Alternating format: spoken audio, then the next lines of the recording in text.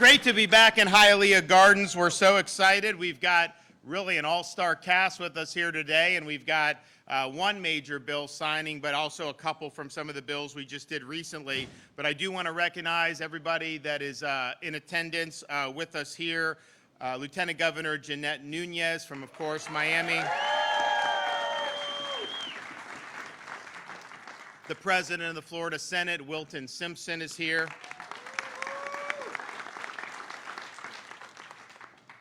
One of the guys that's really the architect of focusing attention on some of these pernicious ideologies is with us, Christopher Russo from the Manhattan Institute. Our outgoing Commissioner of Education, Richard Corcoran, is here. Our Secretary of the Florida Lottery, John Davis, is with us today. He did play for Florida State back in the heyday against the U. I just want to be clear. It's okay. We have our great Congressman, Mario Diaz-Balart, is here with us. Mr. T. Willard Fair from the Urban League of Greater Miami is with us here today. Thank you. Our next Commissioner of Education in Florida, Senator Manny Diaz, is here.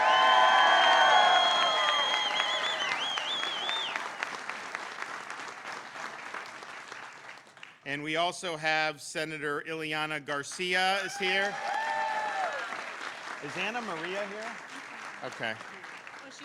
Anna Maria, are you here? Where is she here? Okay, I don't think Anna Maria's here. I do know we have Representatives Alex Rizzo, Representative Fabricio Barrero. Thank you. We also have parents. We have from Broward County, Christine Chaparro, who's going to be saying a few words. Allie Legg from Hillsborough County is going to say a few words. We also have Keisha King from Duval County. Where is she at? Going to say a few words.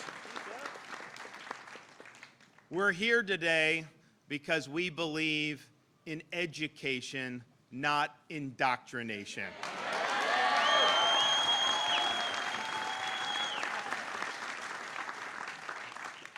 We believe an important component of freedom in the state of Florida is the freedom from having oppressive ideologies imposed upon you without your consent, whether it be in the classroom or whether it be in the workplace, and we decided to do something about it.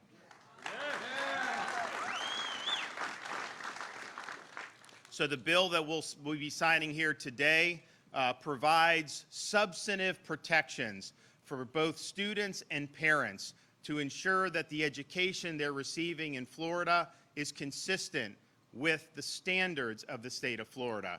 And those standards do not allow pernicious ideologies like critical race theory to be taught in our K through 12 schools.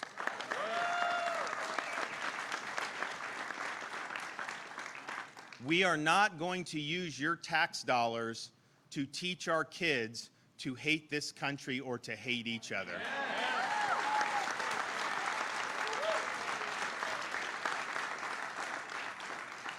We believe that every single student matters, every single student counts. We are not going to categorize you based on your race. We are not going to tell some kindergartner that they're an oppressor based on their race and what may have happened 100 or 200 years ago. And we're not going to tell other kids that they're oppressed based on their race.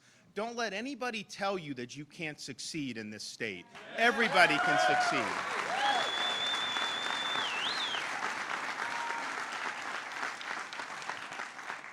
And so we believe in having that true, solid education.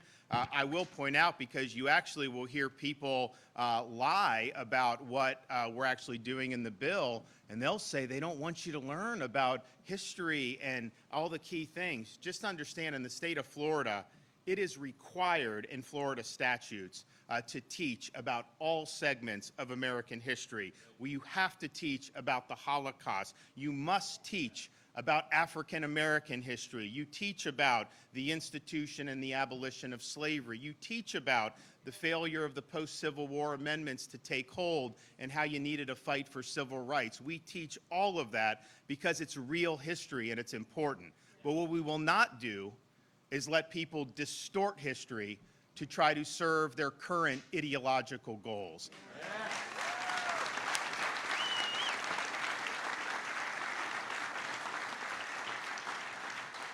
And we see this in examples like the New York Times' 1619 Project, where they teach that the American Revolution was fought to defend slavery, when in reality, you can read the pamphlets, you can look at the Boston Tea Party, you can see what they were upset about because they told us. They wrote it down, and they wrote a Declaration of Independence to fuel their fight for freedom. And so we have to be accurate, and we cannot allow ideologues to try to distort what has happened in this country's history. And so we will absolutely teach all aspects of history that are true. We will study, in particular, the contributions of both women and Hispanics to Florida and to the United States.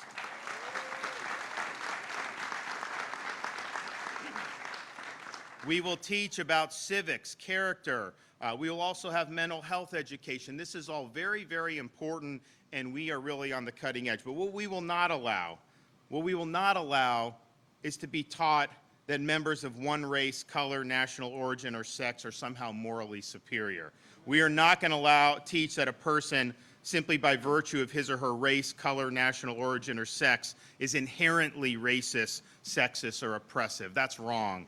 We are going to make sure a person's moral character or status as either privileged or oppressed is necessarily determined by his or her race, color, national origin, or sex. That is not allowed. That is wrong, and we are not going to teach that. We're also not going to teach that virtues such as merit, excellence, hard work, fairness, neutrality, objectivity, and colorblindness are somehow racist or sexist. Right. They are not. Right. Everybody can succeed. Everybody works hard. Everybody deserves fairness, and so we're going to stand by that.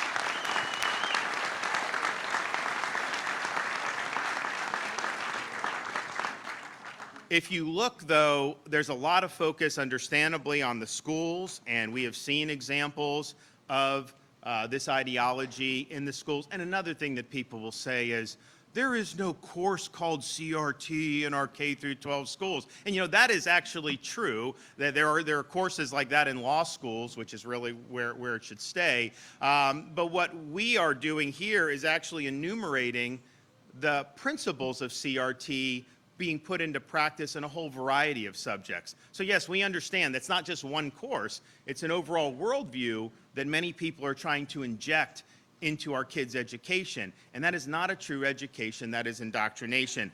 So it's a significant issue, and parents are going to be able to have recourse if the school districts are not following Florida standards. But we also understand the bill that we're signing is called the Stop Woke Act. And the reason what it stands for, woke, is Stop Wrongs Against Our Kids and Employees Act. Because unfortunately, you've seen employees, mostly working for major Fortune 500 companies, that get subjected to this same type of ideology in the guise of workforce training. Coca-Cola, for example, had their employees be urged to be, quote, less white as part of the company's diversity training. Google employee program claims that America is a system of white supremacy and that all Americans are, quote, raised to be racist. Walt Disney Corporation, of course, claimed that Walt Disney Corporation claimed that America was founded on, quote, systemic racism and encouraged employees to complete a, quote, white privilege checklist. Under this law, that is a violation of your civil rights.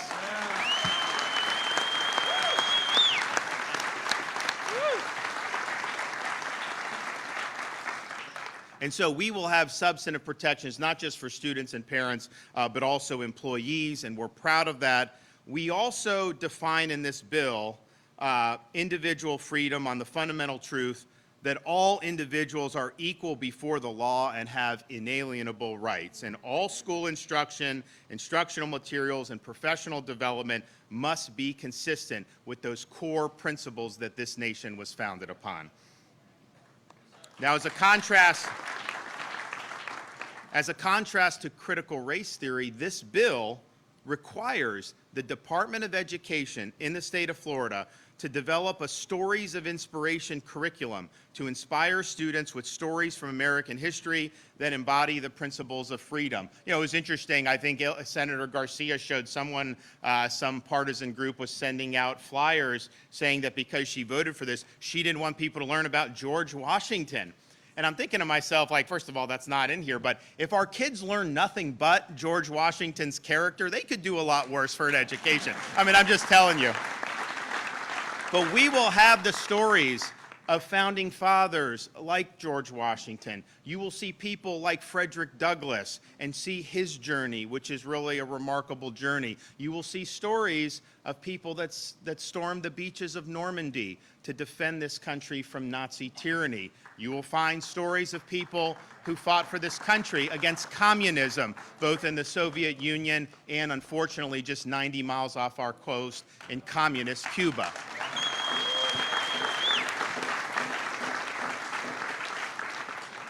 So freedom from indoctrination is a central tenet of what it means to be a free citizen in the free state of Florida, and we're proud to take action. You know, some people say, don't get involved in this, and what are we supposed to do? Just let these ideologies overtake our entire education system? We're not going to do that. We are going to fight for what's right, and we are going to make sure that everybody's got a fair shot to realize their dreams and make the most of their God-given talent. So I'm happy to be able to sign this here in a minute, but before we do that, we're going to hear from folks who helped make this happen. And, you know, you can sit there and have all these great ideas as governor, but they don't go very far most of the time unless you have leaders in the legislature that share your vision. And when I talked about this and was able to discuss this with the President of the Senate, Wilton Simpson, you know, a lot of people would probably have wanted to just stay away from it. Why worry about it? Obviously, the media will lie about it. The left will lie about it. But, you know, Senator Simpson was 100% on board. He understood how important it was, and he was able to get this across the finish line, which is really a landmark piece of legislation. So, Senator, come on up.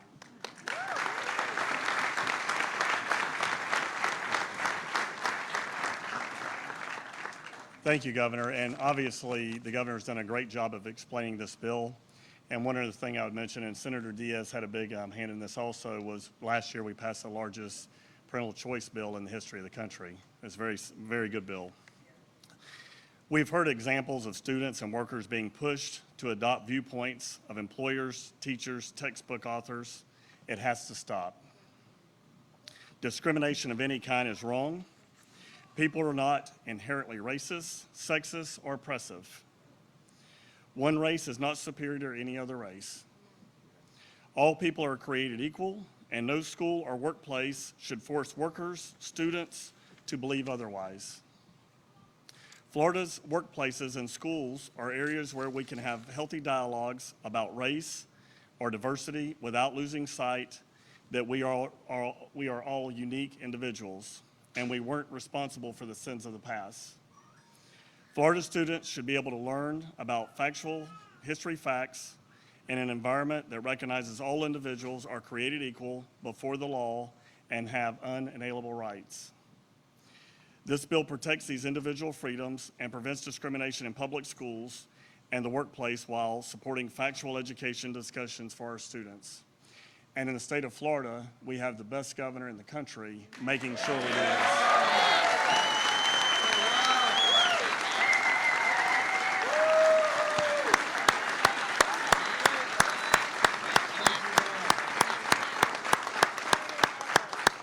And I just want to say thank you for your leadership, Governor, all in the backdrop of a worldwide pandemic, and everybody should feel good about living in the free state of Florida. Thank you.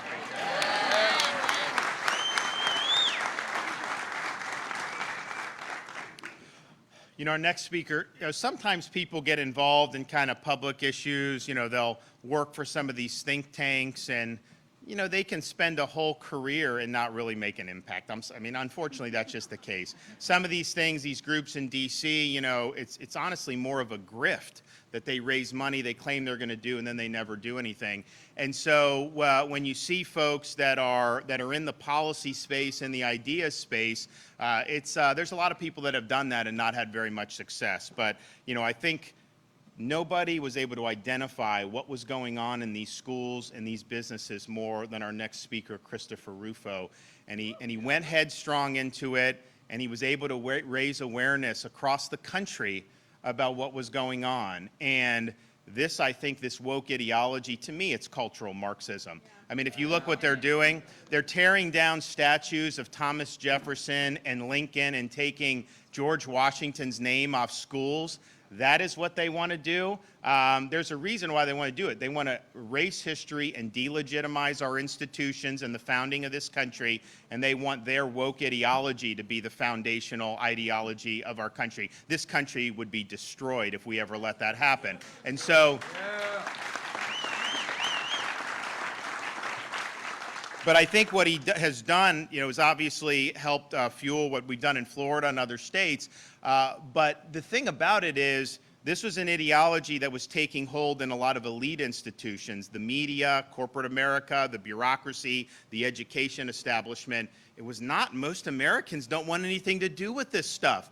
I mean, you know, when you start telling people that men can get pregnant, I mean, give me a break. But that's what you're seeing around the country. They crowned the champion swimmer.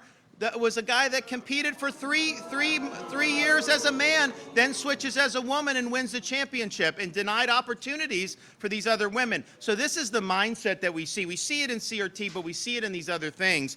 But it has a big foothold in these elite institutions, and I think the danger for the society was they would just be able to shove this down everybody's throat without any opposition. Well, the fact that he has helped raise the alarm and educate people on this, he is equipping parents, he's equipping people in elected office to fight back. And today we do that. And so I give you Chris Rufo. It's great to be with you, and it's great to be celebrating with the incredible free state of Florida. I've been working hard for the past 2 years to expose critical race theory in the federal government, in the K-12 education system, and surprisingly enough, in America's Fortune 100 companies. And as the governor just said, many times those of us who work in journalism and policy and activism can go for long stretches with little impact. But there's people who have heeded the call, including many of the people in the audience today. These are parents who, after they come home from work, they're tired, they show up at that school board meeting to say, I don't want my kids segregated on the basis of race. I don't want my kids being told that they're either forever doomed to feel guilt and shame because of their skin color, or have no opportunity and no possibility of success in the United States. I look around this room, I see a room that looks a lot like the country. This isn't what the New York Times says it is. It's not certainly what the Washington Post says it is. We believe that this country, out of many, won. And critical race theory takes that American formula and turns it on its head. It says out of one, many. And we're going to pit people who look differently from each other against each other. I've reported in schools where, again, students are segregated on the basis of race. How many of you want that? No. I've reported on schools where they're teaching kids as young as 7 and 8 years old that if they're white, male, and heterosexual, they are fundamentally oppressive and they have to atone for the sin of their birth. How many of you want that? No. And how many of you, people who come from all over the world, racial minorities, including my own wife, my own children, would like to be told that this country is out to get you, wants to punish you, and wants to make sure that you have no possibility of success? How many of you want that? No. And so I think it's a great testament to not only the legislators in Florida, but the greatest governor in the country right now standing up to these people.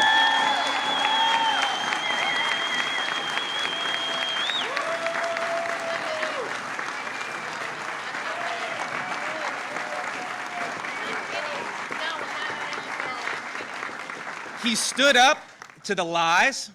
He stood up to the ideologues. He stood up to some of the big corporations because he's on your side and he's not going to back down.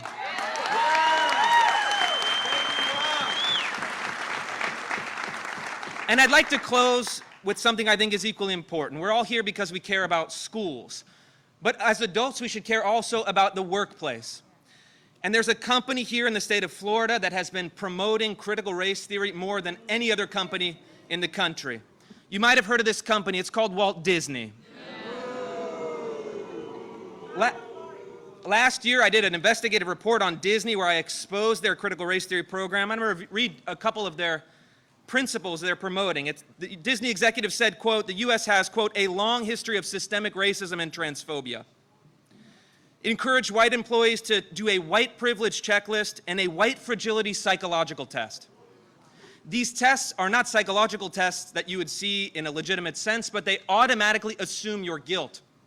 If you're white, you have white fragility. You have white privilege. No matter where you come from, no matter what your circumstances. Disney also told employees that, quote, individualism, timeliness, and competition are, quote, white dominant values that should be rejected. This is not only absurd. Individualism is not exclusively for people of any race. And it's extremely patronizing, and I'm going to say it, racist, to suggest that people of color can't show up on time and aren't individuals.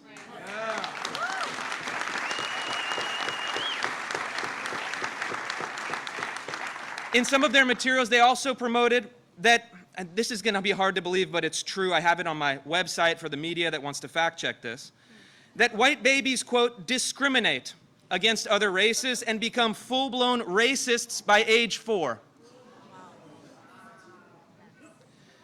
And in closing, Disney tells its employees to reject the principle of equality, which means equal treatment, and embrace the principle of equity, which means equal outcomes. Now, how many of you had families escape from communist countries? How does equity and equal outcomes turn out in reality? It turns out into a nightmare, poverty, starvation, gulags, and killing of innocent people. We're in the very initial stages down a very dark path, and thankfully the legislators of Florida had said, not in this state, not in this country.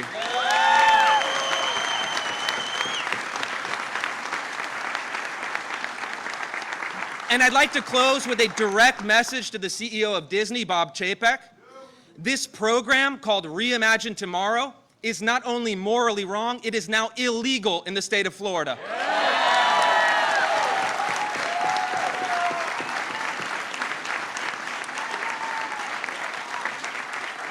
And so we're going to give you the weekend to make some adjustments to immediately abolish this program, because on Monday, if this is still part of Disney's Human Resources program, there will be consequences. God bless Florida, God bless Governor Ron DeSantis, and God bless all of you.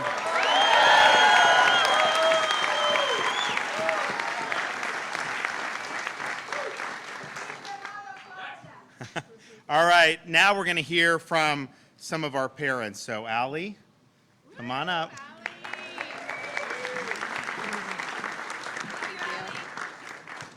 Good afternoon, everyone. First, I would like to extend my gratitude to our governor for continuously showing the people of Florida what a true statesman looks like. Yeah. You have been a true representative of the people, maintaining our individual liberties and our constitutional principles, not special interests or political ideologies. And thank you to all of the legislators that also show the same effort. I know so many Floridians appreciate what you all are doing, especially for our children, so thank you. Thank you. Thank you. My name is Allie Legg. I'm from Hillsborough County, Florida. I am an Army veteran, a wife. Thank you. Thank you. A wife and a mother of 5 children. I stand before you not just as a multiracial, multicultural mother of children of the same, but most importantly as an American. And sadly, my family has experienced the effects of CRT over the last 3 years. From being told that the Constitution can be suspended under emergency rule by a history teacher, to being told that only non-minorities are racist, even being graded not on performance, but based on who my child chose to be friends with, to being told that my child should denounce the father that has raised him as his own since he was 3 years old because he is white, and without his black father, he would not be here, by a teacher who had absolutely no idea what has transpired in our family.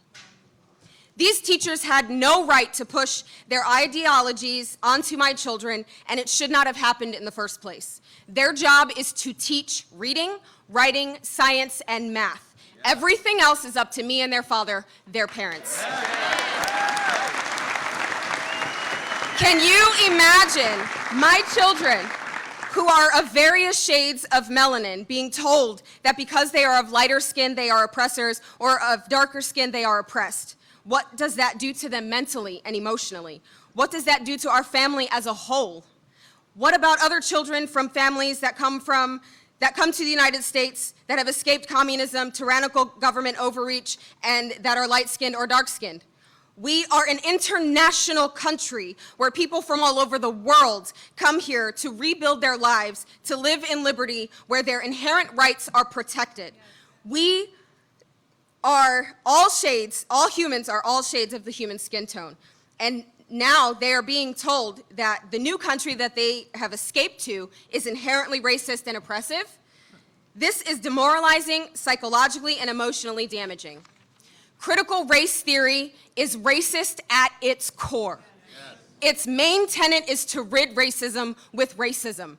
It promotes segregation within the family and in our nation. It sets a match to the civil rights movement, dishonoring our ancestors who fought so valiantly for freedom, not just in the 60s, but in the Civil War. CRT violates the 14th Amendment, sets the stage for a new civil war by pitching oppressor versus oppressed, breeds hatred for fellow Americans and family members, creates victims instead of victors, and completely undermines American principles of liberty and being the land of opportunity. CRT has seeped its way into teachers' trainings to renew their licenses, and throughout the workforce under the guise of diversity, equity, inclusion, cultural relative teaching, implicit bias training, social emotional learning, and comprehensive sex education. Supporters of this kind of ideology will say that opposing it silences Black history and suppresses true American history. However, what CRT actually does is divides Americans by superficial identities instead of uniting us under liberty and justice for all. Yes. Our American history is not perfect. How could it be? We're all human. We all make mistakes, right? However, we are not our past. We cannot control what happened then, and those of us alive now should not be held responsible for those transgressions. But we can control how we move forward. Yes, we should learn all of American history, and after all, our founders took understanding thousands of years of historical tyranny, oppression, and government overreach and created the only country in the world that limited government and protected the people's God-given rights. We already teach about the horrors of slavery, like Governor DeSantis explained, but we must also teach that slavery was not unique to America. It happened all over the world well before America was even a thought. We hold these truths to be self-evident, that all men are created equal, that they are endowed by their creator certain unalienable rights, that among these are life, liberty, and the pursuit of happiness. This is the United States of America I want for my kids and for all of your kids, for the future of America. Not a segregated country filled with hatred and lies. The bottom line is, guys, our children are already suffering from more than ever from this pandemic. And we need to be focusing our efforts on supporting each other. This is not a time to focus on unnecessarily dividing our children and teaching them to distrust their peers at a time when they need them the most. We should be telling them that they can do whatever they put their minds to without limitations because they can. The damage of CRT, if not stopped, will be irreversible. About 70% of American citizens go through our public school system. Imagine what the trajectory of our country would look like if we did not stop this. Wow. This is not the kind of country I want my kids to live in or their peers. And as a veteran and coming from a military family, we know exactly what the sacrifice is that it takes to maintain our freedoms and our liberty. We are no longer one generation away from losing our freedoms. We are right here, right now. And I'm telling you, many parents and teachers and bystanders have experienced and witnessed exactly what my family has gone through, and as many of the other speakers here today. But we are at a very trivial point in time right now, that if too many good people do nothing, evil will prevail. It will just get worse.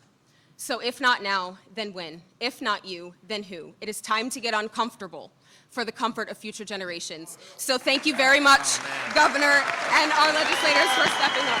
Thank you. Awesome. Thank you. Man.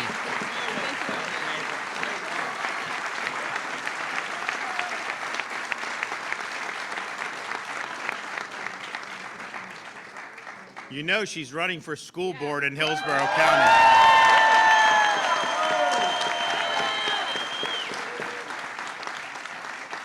Her website is votealliemarieleg.com. So, good. Okay, we have Christine Chaparro. Come on.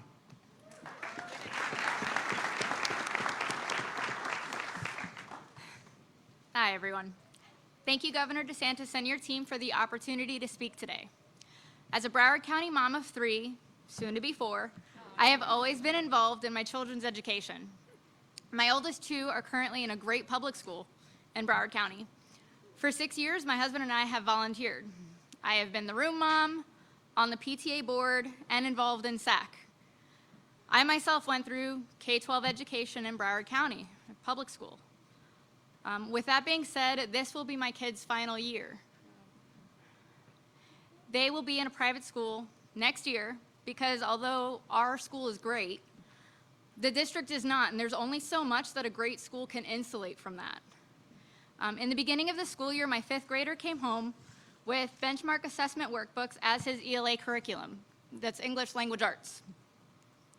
First one had excerpts from an author who students were encouraged to research. The passages were not great quality to show developing writers, so it piqued my interest to look a little bit more. Well, I looked him up, and he co-authored an anti-racism book with Ibram Kendi. So I was like, oh, I get it. The next one he came home with was titled The U.S. Constitution, Then and Now. One page mentioned a movement to make Washington, D.C. a state, but left out why it's not. A passage explains that a strong central government was argued for when creating the U.S. Constitution because the states had a lot of power to govern themselves, which was a perspective, but not really the basis for the Constitution's creation. Another passage was labeled Vocabulary Practice Text, was titled Know Your Voting Rights. The first paragraph reads, after Stacey Abrams lost Georgia's election for governor in 2018, she stepped up her fight for fair elections. It goes on to say events that occurred during the election convinced her that the vote had been suppressed, influencing the results. Suppressed is the vocabulary word. Third paragraph reads, she points out that problems like these, which seem like errors or disorganization, are just ways to suppress votes. Abrams is the first black woman to run as a U.S. Democrat candidate for governor. She's keenly aware of obstacles facing voters of color. Another vocabulary practice text talks about racism and a Black Lives Matter protest. Another workbook, the third one he came home with, is the economic development of cities. It mentions racism and discrimination and bias at least 8 times as the cause of our economic development of cities. Now, some may argue that these examples aren't that bad, but when you pull together this series of workbooks as an English language arts curriculum, it's not civics, it's not social studies, this is English language arts. These passages are selected and compiled. It's obvious that the goal is to teach children to view history in our country through one lens. This is the English language arts curriculum chosen by Broward County Public Schools, while students are behind on reading and language arts. These decisions, along with other BCPS policies, are the reason why my children will be attending private school next year, and I know my family is not alone on looking for alternatives. Opponents of this bill argue that this law will remove or rewrite history. I disagree that what is in my kids' benchmark assessment workbooks is accurate history or a lens that belongs in an elementary school classroom. As a Cuban American, I am not afraid of knowing ugly or uncomfortable parts of history. Those that do not know history are doomed to repeat it, after all. Yes. I do fear the indoctrination of showing every facet of life through one specific ideological lens and calling it public school education. Again, I thank you for the opportunity, and I thank all that worked towards passing this legislation. Great job. Great job.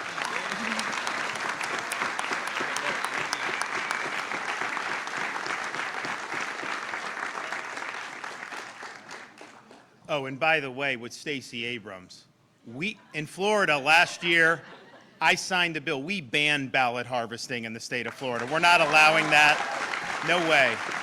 And we're actually going to do one soon that they passed in Florida, ballot harvesting. We're going to increase the penalties to a third-degree felony. We're not allowing this to go on here. Okay, one more parent, a friend of mine from Duval County, Keisha King.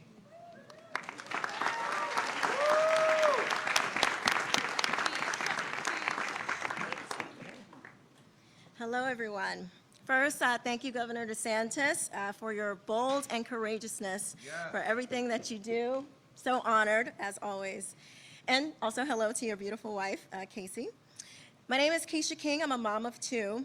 And Governor DeSantis has been, again, bold and courageous. Every time I see him, those are the two words that I see and that I want to say, because so many of us are searching for strong leadership these days.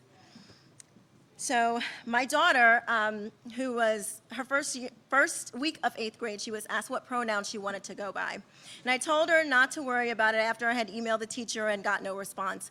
Later on in the year, that same teacher said that my daughter, who is, you know, her part of me, she recorded a conversation in that very same, yes. This is her following my instructions when I said be vigilant. So she recorded a conversation in the same language arts class, and the teacher said, oh, we're going to be discussing some racially themed books. Well, okay, I guess nothing too harmful there. Well, as she went on, she never actually went through the book. She just started looking at the children and saying, as an African-American child, how are you discriminated against? As an LGBTQ student, Asian student, and she just went on and on. The children, it turned into total chaos. The children just started going back and forth with each other. It was unbelievable. It was basically like the oppression Olympics in a classroom. They were all vying to be more oppressed. It was deeply disturbing. Later on in Duval County also, we had a segregated assembly that was planned where the black children were to meet at 9:30 and the white children were to meet at 10 o'clock. So, yes, this was shut down, however, by parents who were in the streets.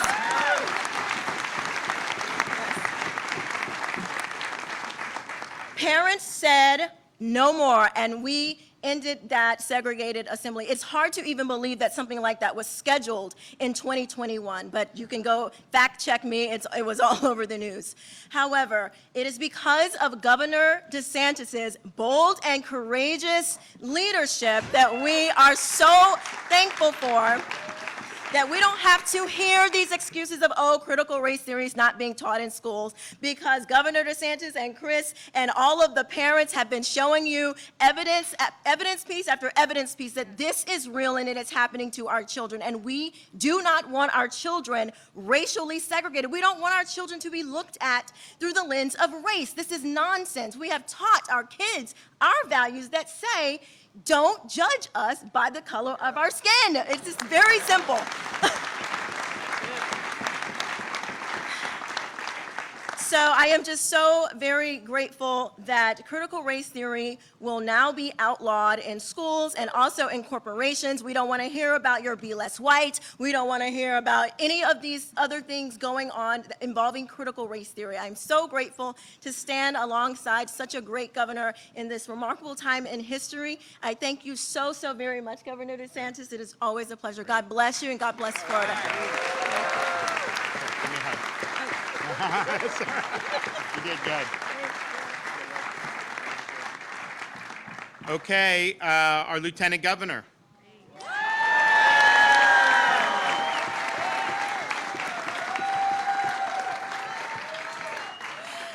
Good afternoon. Thank you all so much for being here. Thank you, Governor, for your bold leadership and for signing this very important piece of legislation, which is the first in the nation to end corporate wokeness and to make sure that we end CRT in our schools. Because as the governor said, we believe in education, not indoctrination.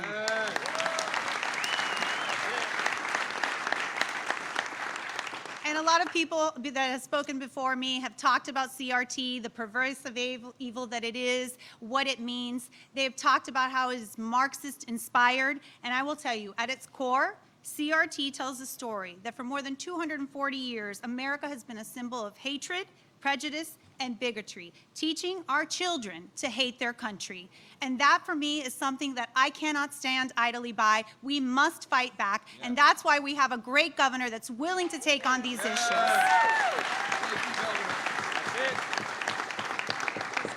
And like so many of you, I'm the daughter of Cuban refugees that came to this country in 1961 to do just that, to make sure that their children would not be indoctrinated by the tyranny of Castro, that would not be subjected to having to listen to believing in the revolution. And so for us to divide our children into oppressors or victims is something that my parents taught me very early on. We cannot stand for that, because the one thing that unites us, whether we're first-generation Americans like me or perhaps seventh-generation Americans, is gratitude for the greatest country in the history of the world.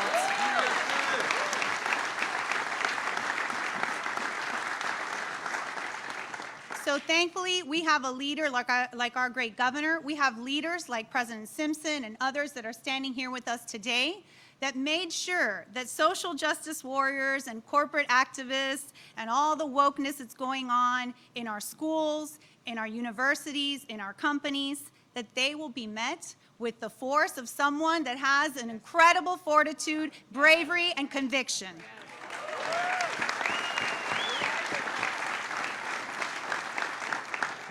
Because I'm a mom just like many of you. I have 3 children myself. And I've always taught them, you have to love this country. You have to respect authority. You have to do your best, because your rights come not from government, they come from God. So we have to welcome that. We always should strive to be free, and in the great state of Florida, the free state of Florida, we have a champion in that. So God bless you all, and God bless the great state of Florida.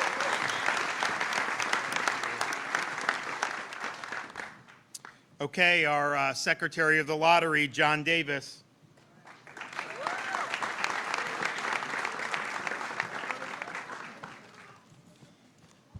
Thank you, Governor. I grew up in the rural community of Pahokee, Florida. Was fortunate to attend Florida State University to play football, as the governor mentioned earlier, on a full-ride scholarship.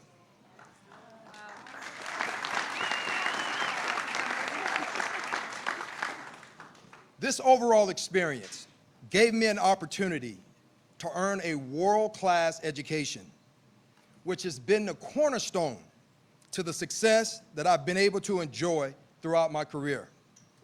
Today, there are supporters of CRT who would have you to believe that a black kid like myself from McClure Village Projects in Pahokee didn't or couldn't have a fair chance to succeed. This mindset is far from the truth, and it doesn't belong in our classrooms.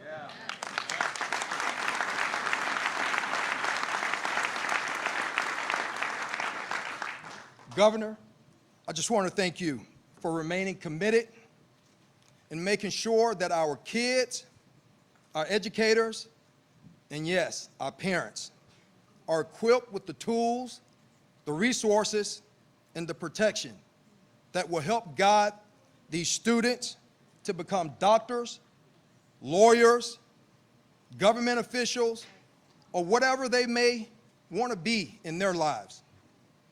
The signage of this bill today will tell every Florida student that regardless of their race, ethnicity, or their socioeconomic status, they will have the same opportunity as myself, many of you all, and others to be great and to live their American dream.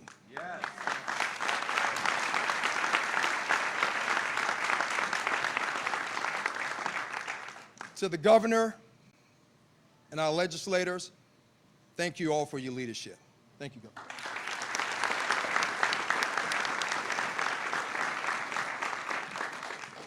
All right, last but not least, Commissioner Corcoran took the job and, he's had to work. I mean, because we've done so much in education, and I'm always, when are we doing this? When are we doing this? I mean, if you look at what we've done, obviously this is important to make sure, we don't have indoctrination in the schools. We've done huge increases in teacher salaries. We've done things for American civics in our schools. We've done things for workforce education, early literacy. I mean, you name it, and he's been there. So Manny has some big shoes to fill. The only place he was lacking was in our charity golf tournament. He never scored points for me. But other than that, he did a bang-up job. So why don't you come on up here?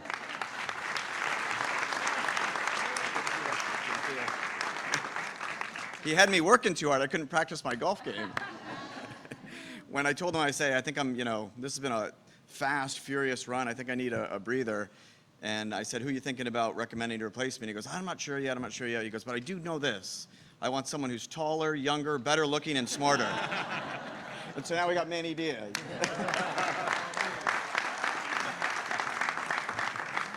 I just want to say real fast, and a lot of the comments have been made, but the governor mentioned it in the inspirational stories that's part of this bill. He talked about Frederick Douglass. And Frederick Douglass, when you come to the Department of Education, as soon as we took over, we put really big his quote on education. And he said, education is freedom. Education is the uplifting of the human soul to the glorious light of truth. And you also heard numerous speakers quoting the preamble. And in that preamble, it says, we hold these truths. And then everything else after that is famous, but it's truths. And what today is, more than anything else, what is happening in schools, and you hear it from the great philosophers of time. Great philosophers will say, if you show me how you're educating your children, I'll tell you your country's future. Right. And if we want to keep this beautiful, wonderful experiment called America, we have got to get our education of our children right. And what is at war in our classrooms? Yes, it's CRT, it's this, it's that, but what it is a war against truth. What they want to promulgate are lies. And what this bill says is we will protect our children and protect our workers, and they will learn the truth. And when you ask, you hear it all the time, every time you pick up the paper, now Disney, whatever, it doesn't matter. Governor DeSantis has fought more battles and more wars than any governor probably in the history of America. And everyone's like, how does he keep doing it? He's winning and winning and winning. Because this governor knows the truth, and he will fight for it. And when he does that, you will never, ever beat him. Thank you, Governor.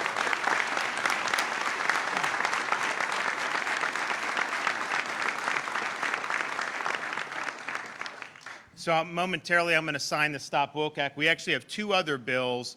We just did the legislature just did a special session. They passed 3 pieces of legislation. I'm going to sign 2 of those here today. One was, we did a bill last year to combat censorship by big tech companies. And it did a couple things, but it provided Floridians the ability to sue big tech if you are deplatformed or censored based on viewpoint discrimination under a consumer fraud theory, because they say they're open platforms and they steal your data and make a fortune off that. We also provided protection for political candidates so they can't deplatform you during the campaign and give the other party an advantage, which they probably would do. So anyways, there's a lot of good stuff. But look, this is something we knew big tech would litigate, and so they sued on it. It's now on appeal. They got a preliminary injunction from a district judge. It's on appeal. Next week is going to be the argument in the 11th Circuit. One of the provisions that got snuck into there at the end was a carve-out for anybody who operated a theme park, which is meant to protect Disney. And, I was in a situation as governor, do I veto the whole bill over that and get nothing, or do I sign it in spite of that? So I thought it was better to sign it in spite of that, knowing it was going to be litigated and know we could tweak it later. But the district judge actually pointed to that provision as one of the reasons why he wanted to do the preliminary injunction. So it was a mistake for it to be done. The legislature has rectified that mistake, and they have repealed the Disney exemption to our big tech bill. That's important.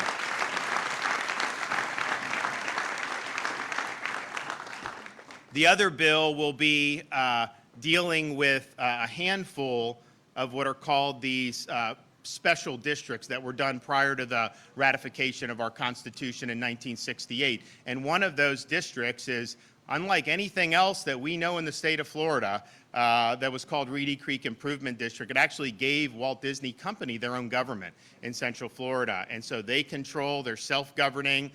They have the ability to build a nuclear power plant without state consent if they want. They don't have to go through permitting. They have all kind of different benefits. And it was really an aberration. No individual or no company in Florida is treated this way. And it's not right to have dissimilar treatment. But, you know, they had exercised a lot of power over the years. It was never anything that was debated. In fact, I don't even know that I knew the name of it prior to this becoming something that was live in the past few months. So we had to take a look at that, and we looked, and we said, you know what? I mean, man, this is not right. But, you know, you did have the situation with our Parents' Rights and Education bill.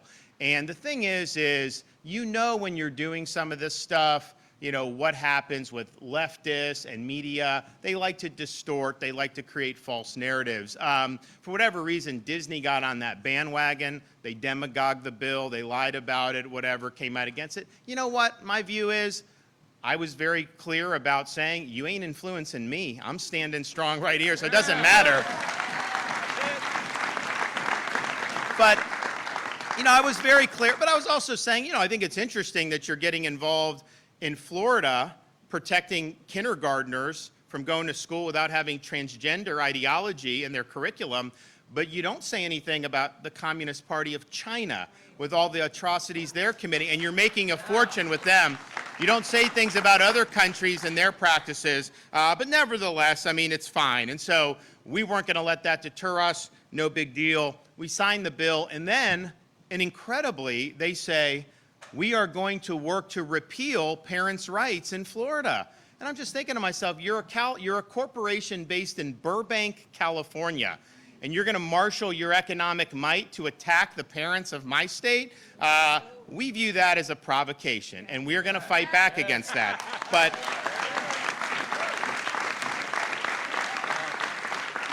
But honestly, even in spite of that, if none of that had happened, this is the right thing to do, just on the basis of those Zoom videos that you saw. He actually helped expose these Zoom videos. If you guys haven't seen these videos, you need to watch these videos. These are videos of very high up people in this corporation in Disney, and they're talking about their intentional agenda to inject sexuality in the programming that's provided to our youngest kids, kids of my age, 5, 4, and 2. They want that as part of Disney programming. You know, that is just fundamentally wrong. And they have the freedom, I guess, to do what they want. But as a parent, I was very shaken by hearing that, because it's one thing to talk about legislation, and yes, they were wrong, yes, they did all that, but when you're talking about these acknowledgments and really the glee that these people had in these videos, that they were going to get this stuff in, they were talking about concepts like pansexualism. I thought to myself, I don't know what that means, but I know I don't want my 5-year-old daughter to be taught it.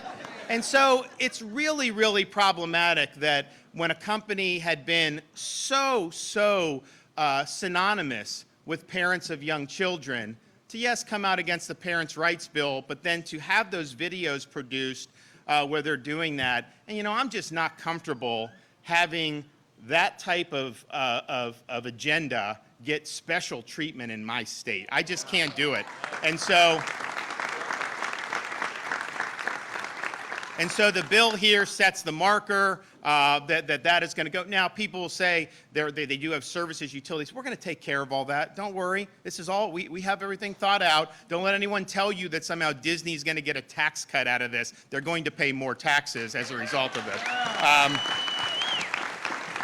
But it's just, you know, we really need to get away from this type of treatment that was really unlike anything we've ever seen. And so, you know, I thought it was appropriate. I would have, you know, signed this bill 3 years ago if it had come to my desk just on basic principles. But I think that partnership that developed early on with Walt Disney, I don't think Walt would appreciate what's going on in this company right now. I'm sorry. And so I think it's appropriate to sign that here today. We also did sign the congressional reapportionment in Tallahassee earlier today, so that's going to be transmitted. But these are the bills, the Stop Woke, which passed during the regular session, and then the theme park carve-out from our big tech bill and the special districts bill. We're going to put our John Hancocks on all of those right now.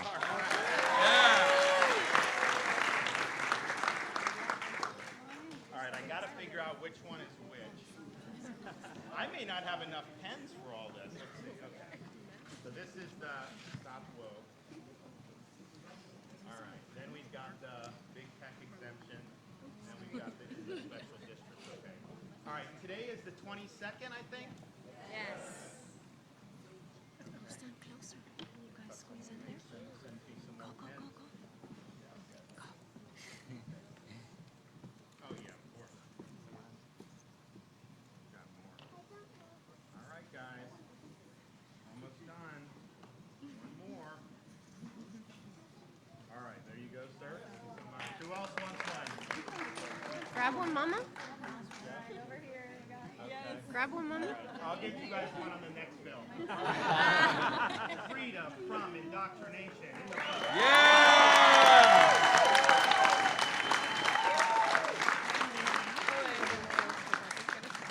Now, I don't know who set up this table, staff, but I am out of markers. Do we have any more markers in the house? I got one. Huh? You go, Governor. Mentos. I wanted to be able to keep it. Do we have any more? There you Okay, are. we got one more. All right. So, You have to sign my sign, though. okay.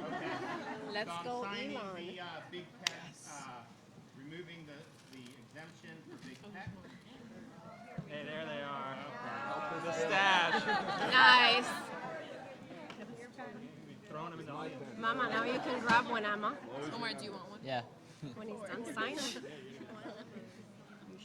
And I think we're going to win this appeal, and so, you know, to be the first state in the country to actually give people recourse of what big tech's Go trying ahead. to do. They are trying to control the narrative. They are trying to stifle dissenting views. That's why Twitter doesn't want to sell to Elon Musk. Because they know he's going to open it up, and they're not going to be able to control what people think anymore. So that big tech one is done. So we've got that one.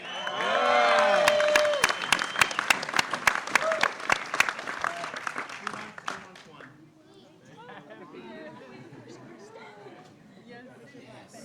All right. Now, independent special district.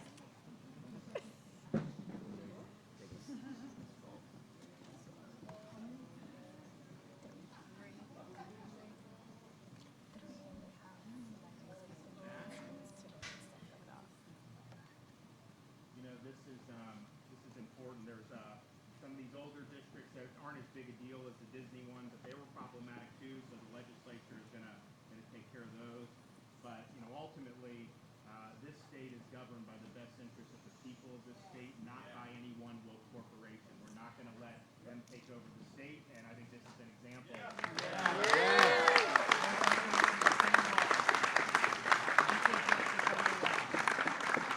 right, so now we've got, who wants one of these? Oh, like, oh, I'm so sorry.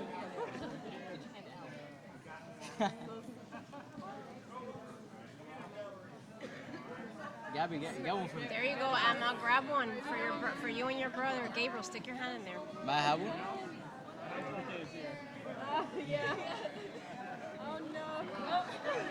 Got one?